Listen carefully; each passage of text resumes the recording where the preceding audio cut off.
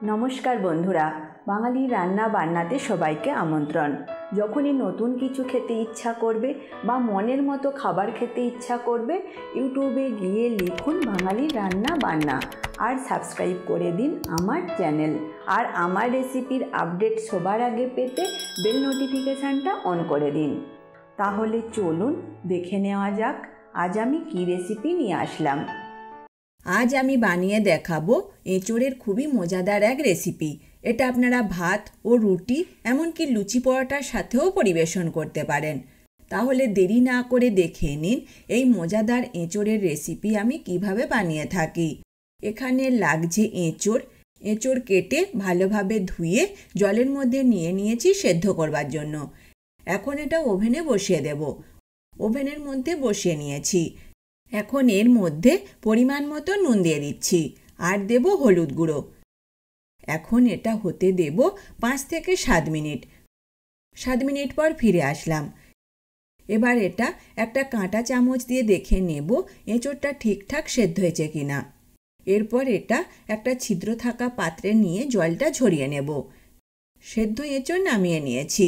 এটা খুবই গরম, তাই একটু ঠান্ডা হতে দেব। বেশ কিছুক্ষণ পর ফিরে আসলাম। এবার এর মধ্যে দেব 2 টেবিল চামচ বেসন, 2 টেবিল চামচ চালের গুঁড়ো, হলুদ গুঁড়ো সামান্য, লঙ্কা গুঁড়ো আধা চা চামচ আর আদা রসুন বাটা দেব 1 চামচ। এবার খুবই অল্প একটু জল দেব। এবার এই সব উপকরণ একসাথে ভালোভাবে মেখে নেব। সব উপকরণ এঁচোড়ে ভালোভাবে মেখে নিয়েছি। এই রান্নাতে আমি আলু ব্যবহার করব। এরপর রেসিপি বানানোর জন্য একটা পাত্রে তেল নিয়ে গরম হতে বসিয়ে দিয়েছি। গরম তেলে আলু দিয়ে দেব। এবার আলু ভেজে নিচ্ছি। আলু ভেজে নিয়েছি।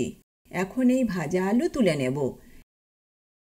এবার এই ম্যারিনেট করা এঁচোড় নেব আর দিয়ে দেব গরম তেলে। এখন এগুলো ভালোভাবে ভেজে নেব। এঁচোড় ভেজে নিয়েছি। এখন এগুলো তুলে নেব। একইভাবে বাকিগুলো ভেজে আমি তুলে নেব। এরপর একটা কড়াই বসিয়ে দিয়েছি। এবার এর মধ্যে একটু তেল দেব। তেলের মধ্যে দিচ্ছি 1 টুকরো দারচিনি, 3টি এলাচ ফাটিয়ে দিয়ে দেব, 3টি লবঙ্গ, দেব একটা তেজপাতা আর দেব সামান্য গোটা ধনে। গোটা মশলা তেলে একটু ভেজে নেব। এবার এর মধ্যে একটা পেঁয়াজ কুচি দিয়ে দিচ্ছি। পেঁয়াজ ভেজে নেব। পেঁয়াজ কুচি ভেজে নিয়েছি।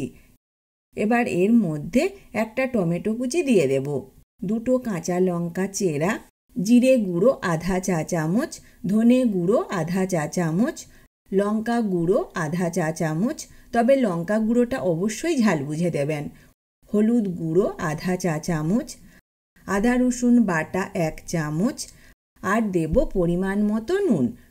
সব উপকরণ নাড়াচাড়া করে নেব। এবার এতে একটু জল দিচ্ছি। সব উপকরণ ভালোভাবে নাড়াচাড়া করে নেব যাতে আদা রসুনের কাঁচা গন্ধটা চলে যায় আর টমেটো সেদ্ধ হয়ে মশলার সাথে মিশে যায়। মশলা থেকে তেল ছেড়ে দিয়েছে আর টমেটোও ভালোভাবে সেদ্ধ হয়ে গেছে। এবার এর মধ্যে ভাজা আলু দিয়ে দেব। মশলার সাথে মিশিয়ে নিচ্ছি। এবার জল দিয়ে দেব। গ্রেভি ফুটে উঠেছে। এখন এটা ঢাকা দিয়ে হতে দেব 10 মিনিট। 10 মিনিট পর ফিরে আসলাম। এবার এর মধ্যে ভাজা এঁচোড় দিয়ে দেব। সব উপকরণ মিশিয়ে নিচ্ছি। এখন এটা ঢাকা দিয়ে হতে দেব 5 মিনিট, তবে আঁচ কমিয়ে। 5 মিনিট পর ফিরে আসলাম। আমি কিন্তু মাঝে একবার ঢাকা খুলে নাড়াচাড়া করে আবার ঢাকা দিয়ে হতে দিয়েছিলাম। এতে একটু গ্রেভি রাখবেন, কারণ ঠান্ডা হলে অনেকটা গ্রেভি কিন্তু কমে যায়। এখন এতে আধা চা চামচ গরম মশলা গুঁড়ো দিয়ে দেব। সব উপকরণ নাড়াচাড়া করে নিচ্ছি। বানিয়ে নিলাম এঁচোড়ের কোপ্তা কারি। আর এই রেসিপি যদি আপনাদের ভালো লেগে থাকে অবশ্যই লাইক বা কমেন্ট করে জানাবেন। পারলে বন্ধুদের সাথে শেয়ার করে দিতে কিন্তু ভুলবেন না। আজ তবে এই পর্যন্ত থাক। আবার দেখা হবে নতুন এক রেসিপির সাথে। ভালো থাকবেন, সুস্থ থাকবেন। ধন্যবাদ।